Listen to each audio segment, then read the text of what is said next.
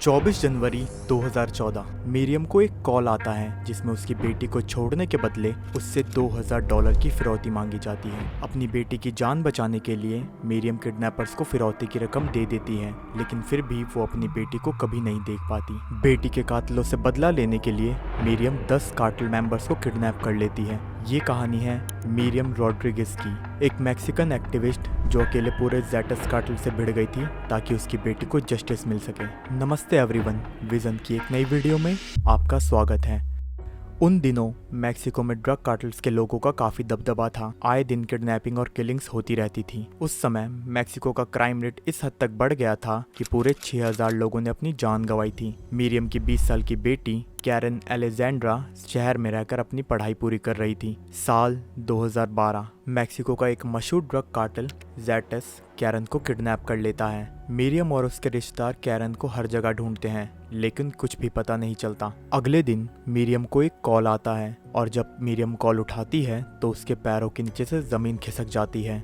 ये call Karen के kidnappers का था जो मीरियम से $2000 की फिरौती मांगते हैं। मीरियम इस कॉल को सीरियसली लेती है क्योंकि ज़ेटस कार्टेल का नाम काफी बदनाम था। अपनी बात मनवाने के लिए ये लोग किसी भी हद तक जा सकते थे। कॉल काटने से पहले किडनैपर किसी सामा नाम के आदमी को आवाज लगाता है और कॉल कट जाती है। मीरियम पुलिस स्टेशन जाती है, लेकिन हजारों किडनैपिंग के केसेस पहले से ही फाइलों में दफन थे। इसलिए मीरियम और उसके हस्बैंड पैसों का इंतजाम करने में जुट जाते हैं, अपनी बेटी को वापस पाने की आस में। मीरियम किडनैपर्स के कहने पर सैन फर्नांडो एक हेल्थ सेंटर के पास पैसों से भरा बैग रख देती है। कई हफ्ते बीत जाते हैं, लेकिन अभी भी मीरियम को उसकी बेटी वापस नहीं मिली थी। फिर कुछ और लोग मीरियम को कॉल करते हैं और दोबारा पैसे मांगते हैं। मीरियम को ये भरोसा दिलाया जाता है कि इस बार उसकी बेटी को छोड़ देंगे। मीरियम धीरे धीरे अपना पेशेंस खोने लगती है। वो सोचने लगती है कि उसकी बेटी कभी वापस आएगी भी या नहीं। कुछ दिनों बाद सच्चाई सामने आती है। मीरियम को पता चलता है कि कैरन की किडनैपिंग के कुछ घंटों बाद ही उसे मार दिया गया था। उस दिन मीरियम कसम खाती है कि वो अपनी बेटी के किडनैपर्स को माफ़ नहीं करेगी। उसके पास सिर्फ एक निकनेम था, सामा।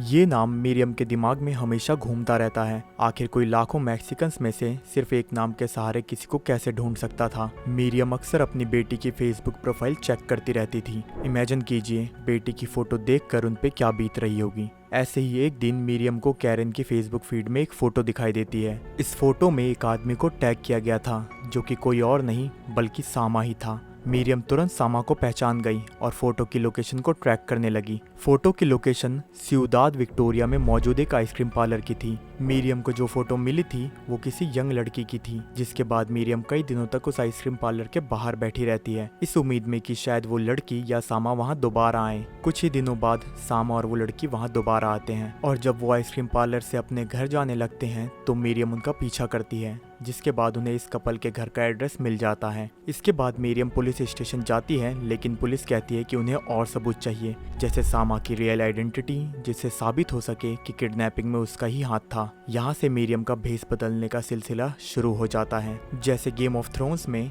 आर्या स्टार्क बदलती है।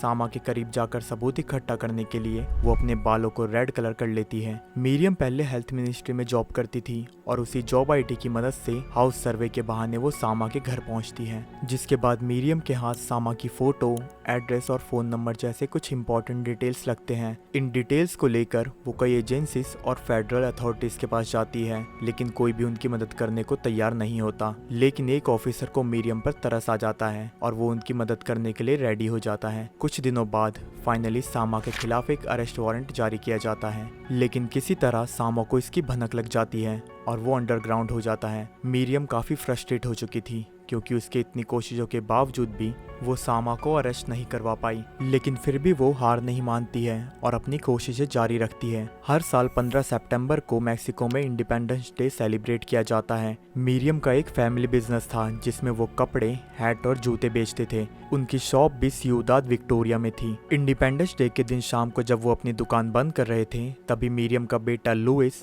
एक आदमी को नोटिस करता है जो उसकी दुकान पर कपड़े देख रहा था। बिना उस आदमी के ज्यादा करीब गए लुइस उसे ध्यान से देखता है और फोटो से मैच करने पर उन्हें पता चलता है कि ये आदमी सामा ही है। अपने इमोशंस को कंट्रोल करते हुए लुइस पुलिस को इन्फॉर्म करता है और फाइनली सामा अरेस्ट हो जाता है। पुलिस इन्वेस्टिगेशन के बाद सामा अपने बाकी साथियों के नाम और उनके लोकेशन रिवील करता है जो कैरन की किडनैपिंग और किलिंग में शामिल थे। इसके बाद पुलिस रिचर्ड को अरेस्ट करती है और पूछताछ के दौरान रिचर्ड डर के मारे रोने लगता है। मिरियम को उस पर तरस आता है और उसे वो अपना लंच और कॉफी ऑफर करती है। मिरियम की काइंडनेस को देखकर रिचर्ड उस लोकेशन के बारे में बताता है जहां उन्होंने कैरन की बॉडी दफनाई थी। फोरेंसिक टीम लोकेशन पर पहुंचती है और उन्हें वहां कैरन की हड्डियां मिलती हैं। इसके बाद मिरियम ने एक एक कर 5 किडनैपर्स को पकड़वाया। एक दिन मिरियम को एक और किडनैपर की लोकेशन का पता लगता है। उस रात वो एक जैकेट और स्कार्फ पहनती है ताकि उन्हें कोई पहचान ना सके। लोकेशन पर पहुंचकर मिरियम को वो आदमी दिखाई देता है जो नशे का सामान बेच रहा था। वो उसके पास जाती है लेकिन वो किडनैपर मिरियम को तुरंत पहचान जाता है और वहां से भागने लगता है, लेकिन मिरियम किसी तरह उसे पकड़कर नीचे गिरा देती है और अपने जैकेट से पिस्तौल निकालकर कहती है कि अगर तुम जरा भी हिले तो मैं तुम्हें मार दूंगी। किडनैपर बुरी तरह डर जाता है और मिरियम पुलिस को बुलाकर इसे भी अरेस्ट करवा देती है। 2015 से लेकर 2017 तक मिरियम सभी 10 किडनैपर्स को जेल पहुंचा चुकी थी और इसलिए वो अपने इलाके की रोल मॉडल बन चुकी थी। लेकिन इस फेम की वजह से मिरियम को कई मुश्किलों का सामना भी करना पड़ता है। इनके ऊपर हमेशा जान का खतरा बना रहता था क्योंकि कार्टेल को ये बात हजम नहीं हो रही थी कि सिर्फ एक लेडी ने उनके 10 मेंबर्स को अरेस्ट करवा दिया।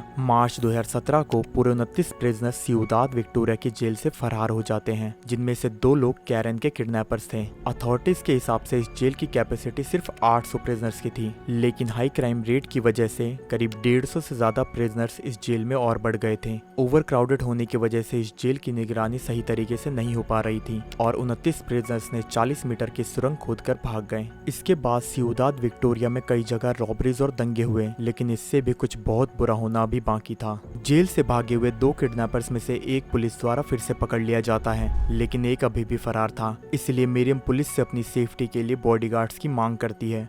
10 मई 2017 इस दिन मैक्सिको में मदर्स डे सेलिब्रेट किया जाता है और इसी दिन मिरियम की डेड बॉडी उनके घर के बाहर मिलती है।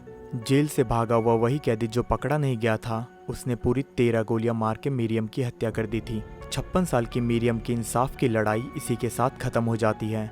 मिरियम की ये लड़ाई हजारों परिवारों के लिए मिसाल थी जिनसे कार्टेल ने उनका कोई अपना छीन लिया था। मिरियम का बेटा लुइस अपनी मां के किलर्स को ढूंढना तो चाहता था, लेकिन कार्टेल के डर से वो कुछ भी नहीं कर पाता। लुइस का कहना था कि जो गलती उसकी मदर ने की है वो गलती वो खुद नहीं करेगा। आपको मिरियम की ये कहानी सुनकर कैसा लगा हमें कमेंट्स में जरूर बताएं। अगर हमारा काम आपको अच्छा लगा तो ये वीडियो अपने दोस्तों के साथ शेयर करें। हमारे चैनल को सब्सक्राइब करके बेल आइकन प्रेस कर लें ताकि आप और भी ऐसी इंटरेस्टिंग वीडियोस देख सकें।